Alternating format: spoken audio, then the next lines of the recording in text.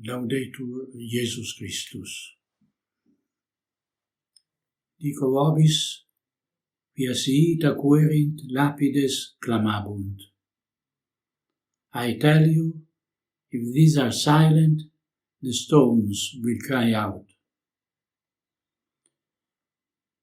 The contradictory updates being given about Jorge Mario Bergoglio's medical condition cast a disturbing light on the way Vatican communications are being managed. There are those who believe that the Pope is already deceased, and that this fact is being kept hidden from the public. It is clear that the Vatican and the Bergoglian Deep Church are in a panic, and we do everything to gather the consensus of the cardinals together around the name of someone who will continue the Bergoglian revolution.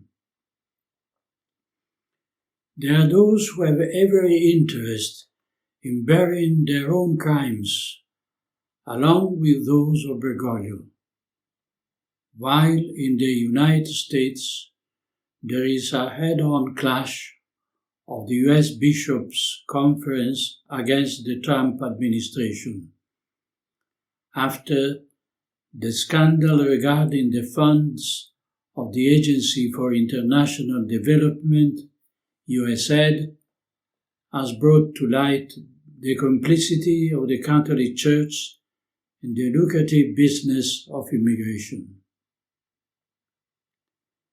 It is necessary to prevent the progressive hierarchy from ensuring that one of their own is Bergoglio's successor, that is, another usurper on the throne of Peter will be their heir and continuator of the previous one. Before hammering the final nails into Bergoglio's coffin, it is therefore essential and urgent that the light be shed on the usurpation he perpetrated and on the occupation of the Catholic Church by a corrupt and treacherous hierarchy whose sole aim is to destroy her from within. The maneuvers of the St. Gallen Mafia in tandem with the ultra-progressive left, the unpunished crimes of Theodore McCarrick, McCarrick's role within the Democrat administrations, the influence of McCarrick as exercised in obtaining episcopal appointments for his heirs, who are all homosexual and corrupt, designated to fill key positions on the US and in the Vatican. McCarrick's work as Bergoglio's liaison to the Chinese Communist regime in order to obtain the signing of the secret agreement with the Holy See. The role of the Jesuit in promoting the globalist agenda. Bergoglio's scandalous ongoing cover-ups of notorious abusers and perverts. The cover-up of the dossier about the Vatican corruption network delivered by Pope Emeritus Benedict XVI to Bergoglio in April 2013, and about which there has still never been any follow-up. Bergoglio's role in the crime perpetrated against humanity with the COVID-19 pandemic and the imposition of vaccines, the cynical exploitation of illegal immigrants in order to destroy the social fabric of the West.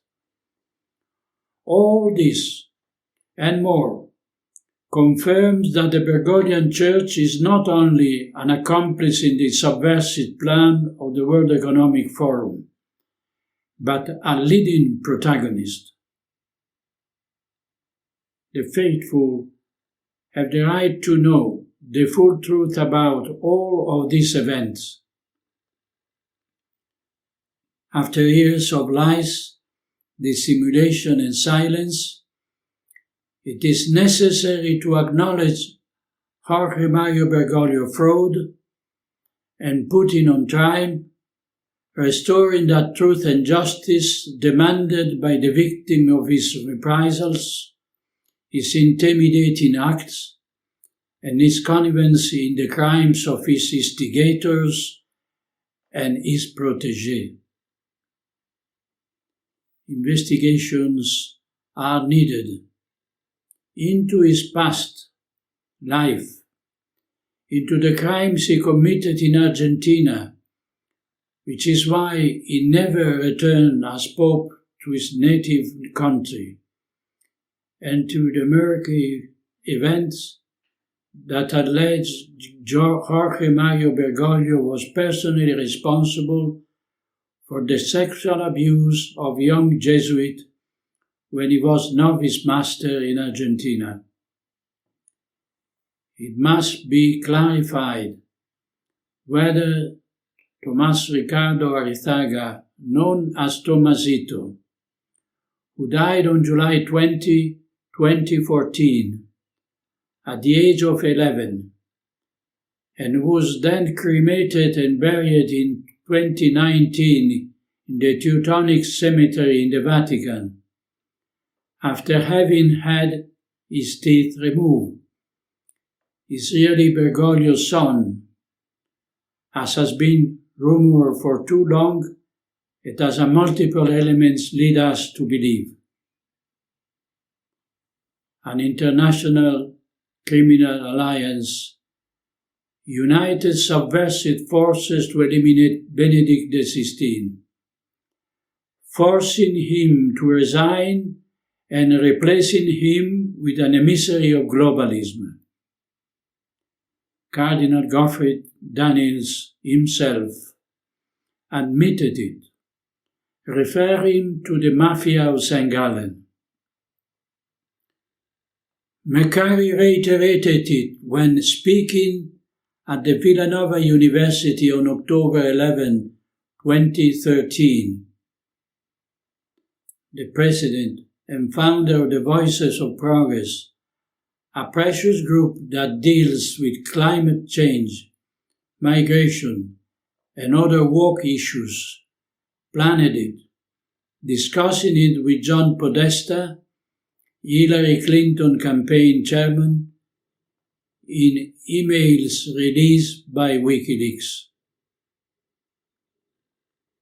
The so-called Catholic Spring has made use of Jorge Mario Bergoglio and a corrupted and maneuverable character fraudulently imposed upon the Catholic Church as Pope. We ask the authority of the United States of America and Argentina to provide documents and evidence of this fact. This will prove that Jorge Mario Bergoglio has never been Pope of the Catholic Church. All his acts of government and teaching are null and void. All his appointments are null and void, including those of the cardinals who will elect his successor.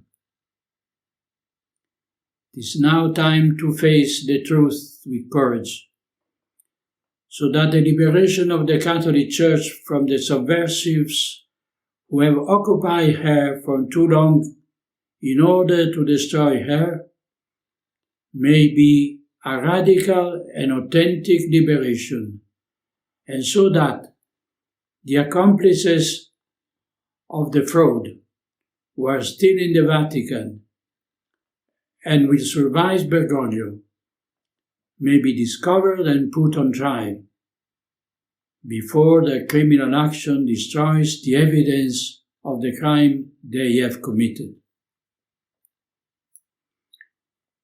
Laudetur Jesus Christus.